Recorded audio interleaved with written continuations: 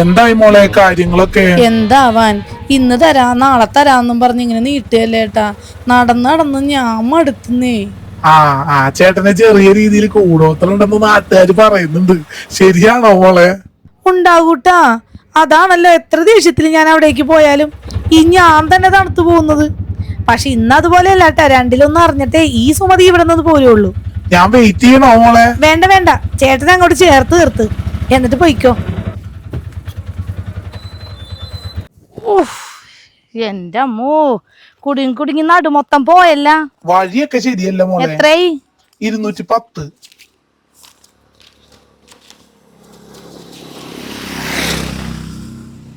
അപ്പൊ all the best മോളെ. ഓ thank you. ഇതാണ് സുമതി ചേച്ചി. ആളൊരു കില്ലാടിയാണ്. പക്ഷെ ആരെങ്കിലും എന്തെങ്കിലും പറഞ്ഞാ മനസ്സങ്ങട് അലിഞ്ഞു പോകുന്നേ.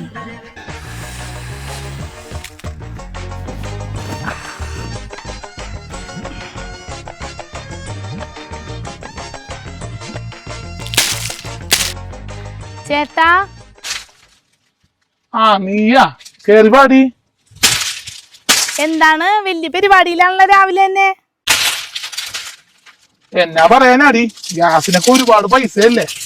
ഇപ്പൊ എല്ലാം വിറകടപ്പിലാണ് പരിപാടി. ഓ എന്റെ ചേട്ടാ, ഇത്ര പിശുക്കത്തരം വേണോ? 2 മക്കളും UK-ലല്ലേ? മക്കള് UK-ലാണെന്ന് പറഞ്ഞിട്ട് നമ്മള് തുള്ളിയിട്ട് കാര്യമുണ്ടാ? അവരവരുടെ ജീവിതമൊക്കെ ആയിട്ട് പിള്ളേരൊക്കെ ആയിട്ട് അവിടെ ജീവിക്കുമ്പോ അവിടെ ചെലവില്ലേ? ഇങ്ങോട്ടൊന്നും അയക്കാറൊന്നുമില്ല. അച്ചുവും കിച്ചും ഒക്കെ ചേട്ടൻ എന്ന് പറഞ്ഞാൽ ജീവനാണെന്ന് എനിക്ക് അറിഞ്ഞൂടെ? പിന്നെ അവര് പൈസ ഒന്നും അയക്കൂലെന്ന് പറഞ്ഞാൽ ഞാൻ വിശ്വസിക്കൂലട്ടാ. അല്ല, സംശയം ഉണ്ടെങ്കിലേ വേണമെങ്കിൽ എന്റെ ബാങ്ക് ബാലൻസ് കാണിച്ചു തരാട്ടാ. ഇളയവൻ പോയിട്ട് ഇപ്പൊ ഒരു കൊല്ലം ആവാറായി. 10 മാസമായിട്ട് ബാങ്കിലോട്ട് ഒന്നും ഇട്ടിട്ടില്ല. ഓ ഒന്നും കാണിച്ചു തരണ്ട, എനിക്ക് ചേട്ടനെ വിശ്വാസമാണ്. ചേട്ടനെ വിശ്വാസമായതുകൊണ്ടാണല്ല നീ പോലീസ് സ്റ്റേഷനിൽ എനിക്കെതിരെ കേസ് കൊടുത്തത്. എന്റെ പൊന്നു ചേട്ടാ, ഞാൻ അന്നും പറഞ്ഞല്ലേ എന്റെ കെട്ടിയോൻ ചെയ്ത പണിയാണത്. ഞാൻ അതൊന്നും അറിഞ്ഞിട്ടില്ല. പുള്ളി എന്നോട് പറഞ്ഞ് വാടി ഒന്ന് തുണി മാറി നമുക്കൊരു സ്ഥലം വരെ പോയിട്ട് വരാന്ന് പറഞ്ഞപ്പോ ഞാൻ പുള്ളിയുടെ ഒപ്പം പോയി. എന്തെങ്കിലും തുണി എടുത്ത് തരാനായിരിക്കും എന്ന് വിചാരിച്ചിട്ടേ പുള്ളി പോലീസ് സ്റ്റേഷനിലോട്ട് കൊണ്ടുപോയി പരാതി കൊടുക്കുമെന്ന് ഞാൻ വിചാരിച്ചാ. എനിക്ക് ആ കാര്യത്തിൽ നല്ല വിഷമമുണ്ട്. ചേട്ടനെ പോലീസ് സ്റ്റേഷനിൽ കയറ്റണമെന്ന് ഞാൻ ആലോചിച്ചിട്ടും കൂടി ഇല്ല. നിനക്കത് തരാത്തേലേ കൊറേ കാര്യമുണ്ട് സുമതി. അയ്യോ എനിക്കറിയാം. എനിക്ക് തന്നു കഴിഞ്ഞാൽ എൻ്റെ കെട്ടിയോനെ എങ്ങാനും കൊണ്ട് വിൽക്കുകയാണെങ്കിൽ നിങ്ങൾക്ക് കുടുംബത്തോടെ നടക്കാൻ വല്ലവരുടെ പറമ്പിൽ കൂടെ നടക്കേണ്ടി വരും. പിന്നെ അവരുടെ നിന്ന് പൈസ കൊടുത്ത് മേടിക്കേണ്ടി വരും. അതൊക്കെയല്ലേ പറയാൻ പോണേ? അത് തന്നെ. അപ്പൊ നിനക്ക് കാര്യങ്ങളൊക്കെ അറിയാം. അറിയാ ഒരുപാട് കൊല്ലായില്ല ഇത് കേൾക്കാൻ തുടങ്ങിയിട്ട്. അങ്ങോട്ട് ചെല്ലി പ്രഭയുണ്ടാകത്ത്. എനിക്ക് ചേട്ടനോട് ഒരു കാര്യം സംസാരിക്കാനുണ്ടായിരുന്നു. സംസാരിക്കാം സമയമുണ്ടല്ലോ. നീ ഇപ്പൊ തൊട്ട് ചെല്ലി, വെയിലത്തേക്കല്ലേ. ഇത്തിരി സീരിയസ് ആണ്. അതിലും വലിയ സീരിയസ് ആയിട്ടുള്ള കാര്യമല്ലേ ഞാൻ ഈ ചെയ്തോണ്ടിരിക്കണത്. നീ അതോട്ട് ചെല്ലുന്നേ.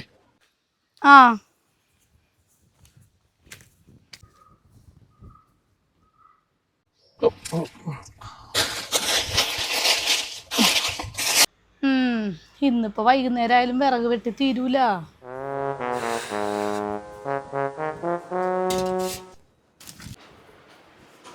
പ്രഭേച്ചി, അവിടെ നിർത്തോ.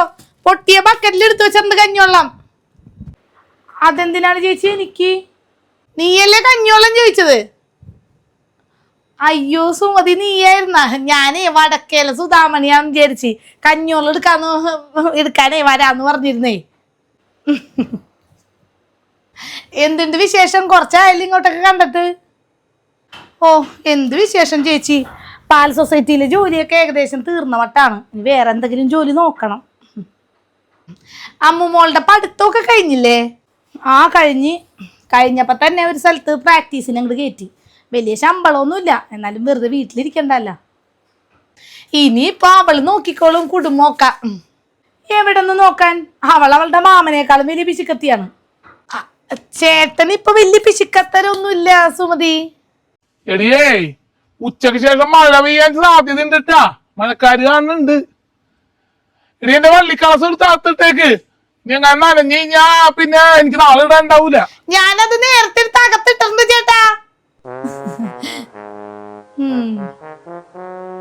എടീ ആ കഞ്ഞോളം എന്തിനാണ് പൊട്ടിയ ബക്കറ്റിലെടുത്ത് വെച്ചത്? അത് വൈകുന്നേരം കുടിക്കായിരുന്നല്ല. അത് 2 ദിവസം മുന്നുള്ളാണ്. വളിച്ച് പണ്ടാറടങ്ങിയിരിക്കാണ്. ഓ അയ്യോ, എന്നാ പിന്നെ അപ്പൊ എങ്ങനെ അങ്ങോട്ട് വെക്കായിരുന്നല്ല? അത് മുരളിച്ചൊക്കെയാണ്, അതൊന്നുമില്ല. ഞാനത് വടക്കേലെ സുധാമണിക്ക് കൊടുക്കാന്ന് പറഞ്ഞ് പശുവിന് കൊടുത്തോളൂ. അത് അറിഞ്ഞൂടായിനൊന്ന്, അത് കുടിച്ചോളും. അപ്പൊ അത് ഇപ്പൊ എടുക്കാൻ വരും അവള്. അതെന്തിനടി? അത് വല്ലവർക്കും കൊടുക്കണേക്കാളും നമ്മുടെ തെങ്ങിന്റെ ചോട്ടി കിടന്നേനല്ല. ശരിയാട്ടാ, ചേട്ടന് പണ്ടത്തെ പോലെ ഒട്ടും പിശുക്കില്ല. ഈ ചേട്ടന്റെ ഓരോ തമാശ. പിള്ളേരൊക്കെ എന്ത് പറയണ ചേച്ചി? നാട്ടിലോട്ട് എന്നാണ് ഇനി അവര് വന്നത്? അത് മൂത്തവൻ അടുത്ത ഓണത്തിന് വരാന്ന് പറഞ്ഞിട്ടുണ്ടായിരുന്നു. ഇപ്പൊ 4 വർഷമായല്ലോ അവൻ പോയിട്ട്. ഇളയവൻ ഇപ്പൊ കഴിഞ്ഞ കൊല്ലം പോയപ്പോ പറഞ്ഞ് ഇനി 4-5 കൊല്ലം കഴിഞ്ഞിട്ട് ഞാൻ ഇങ്ങോട്ടുള്ള അമ്മയെന്നും പറഞ്ഞിട്ടുണ്ട്. രക്ഷപ്പെടുത്തേ, പൈസ ഉണ്ടാക്കട്ടെ, ജീവിക്കണ്ടേ. ഇളയ മരുമോക്ക് അവിടെ ജോലിയായില്ലേ ചേച്ചി? ആ ആയി. ഒരു ഹോം കെയറിലാണ് ഒരു അപ്പൂപ്പനെ നോക്കാൻ. അപ്പൂപ്പൻ്റെ മക്കളൊക്കെ രാവിലെ ജോലിക്ക് പോകും. അപ്പം നോക്കാൻ ആരും ഉണ്ടാവില്ല. അപ്പം ഇവള് രാവിലെ ഒരു 7 മണിയാകുമ്പോൾ പോയിട്ട് ഒരു 6 മണിയൊക്കെ ആകുമ്പോഴേക്കും തിരിച്ച് കുടുംബത്തെത്തും. കൊച്ചിനെ സ്കൂളിൽ വിടുമല്ല, പിന്നെ അവൻ അവിടെ നിന്ന് വിളിച്ചുകൊണ്ട് വന്നോളും സ്കൂളിൽ നിന്ന്. അപ്പം അങ്ങനെ ജോലിയൊക്കെ അങ്ങോട്ടും ഇങ്ങോട്ടൊക്കെ അഡ്ജസ്റ്റ് ചെയ്തൊക്കെ പോണ്. അല്ല, അഡ്ജസ്റ്റ്മെൻ്റ് ആണല്ലോ ജീവിതം. കുട്ടികളൊക്കെ രക്ഷപ്പെട്ടാൽ തന്നെ നമുക്ക് തന്നെ ഒരു സമാധാനമാണ് അല്ലേ ചേച്ചി? അതെ അതെ സുമതി, അത് സത്യമുള്ള കാര്യമാണ്. ഇപ്പൊ തന്നെ ചേട്ടന് വെളുപ്പിന് എണീറ്റ് റബ്ബർ വെട്ടാൻ പോവണ്ട. അപ്പൊ അതുകൊണ്ട് മാസം മാസം മക്കള് പൈസ അയക്കണ്ടേ, അതുകൊണ്ട് പിന്നെ കുഴപ്പമില്ല. അവരവരുടെ ജീവിതമൊക്കെ ആയിട്ട് പിള്ളേരൊക്കെ ആയിട്ട് അവിടെ ജീവിക്കുമ്പോ അവിടെ ചെലവില്ലേ? നിങ്ങളൊന്നും അയക്കാറൊന്നുമില്ല. നീ അവിടെ ഇരിക്കും സുമതി, ഞാൻ ഈ ഇന്നലത്തെ കഞ്ഞിയാണ് തിളപ്പിച്ചിട്ട് കുറ്റി വെച്ചിട്ട് അങ്ങോട്ട് വരാം.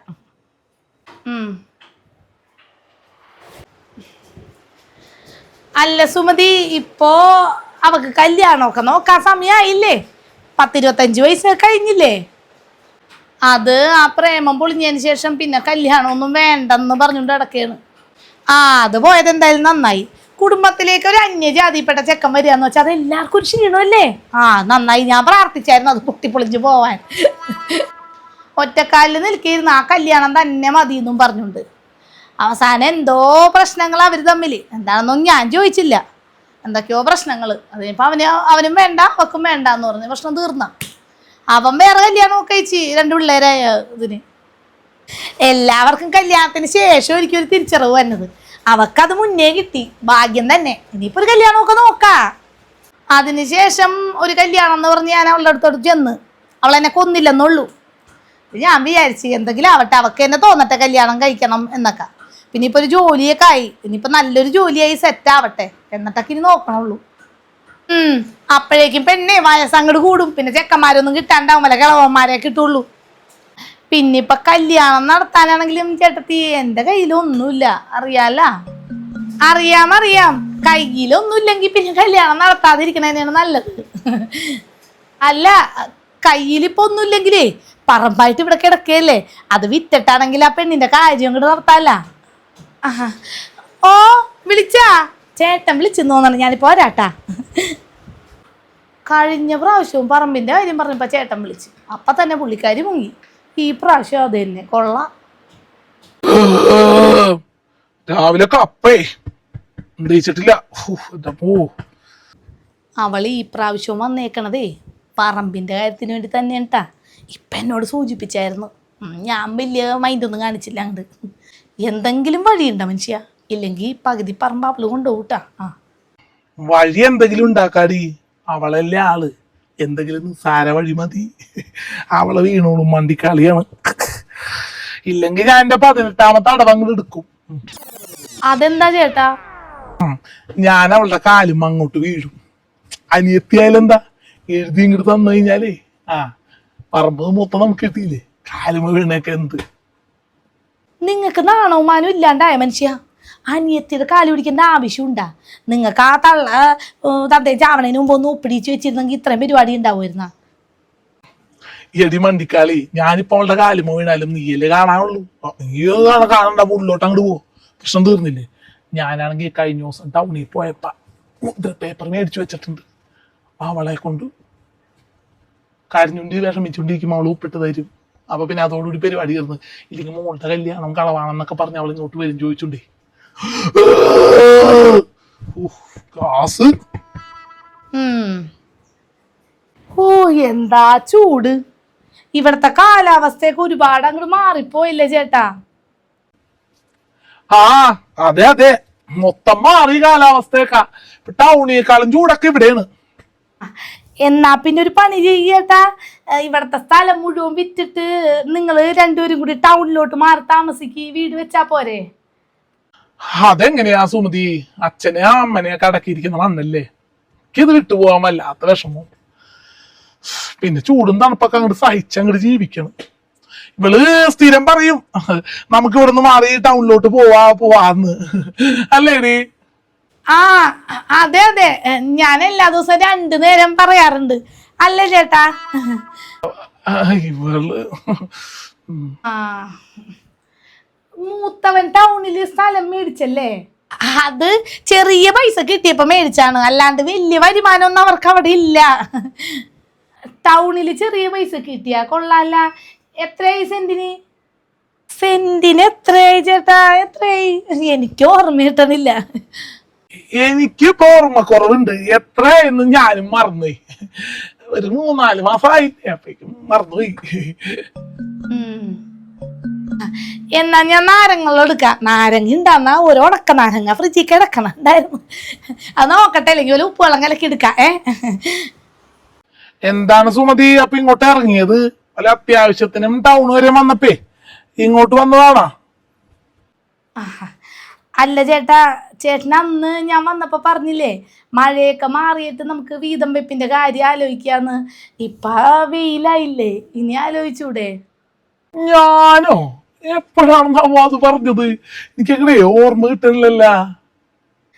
പറഞ്ഞിരുന്നു, കഴിഞ്ഞ മഴക്കാലത്ത് ഞാൻ ഇങ്ങോട്ട് വന്നപ്പോ ചേട്ടൻ പറഞ്ഞായിരുന്നു മഴയൊക്കെ ഒന്ന് മാറട്ടെന്ന്.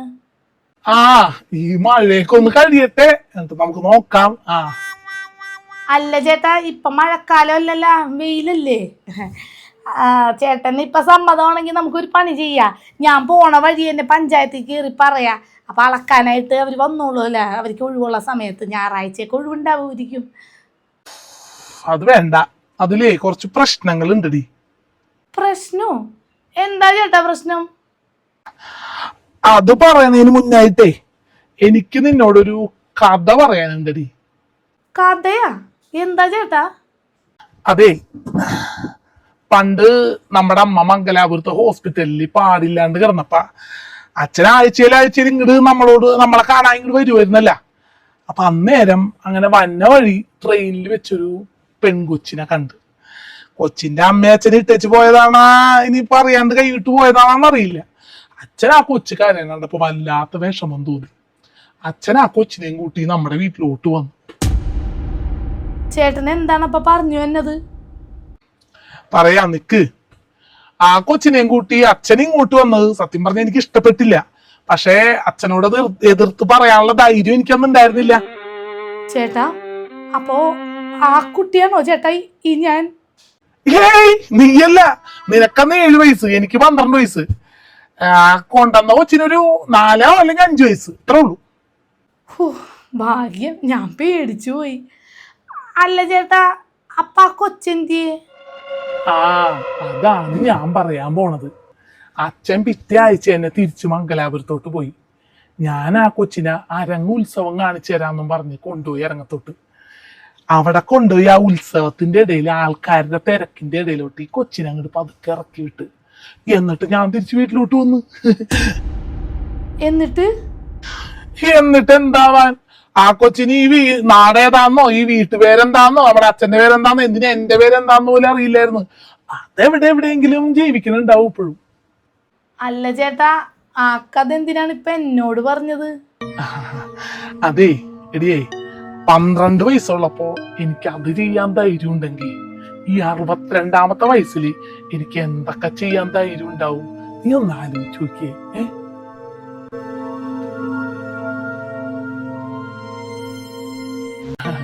നീ ഇരിക്കി, ഞാൻ പറയട്ടെ.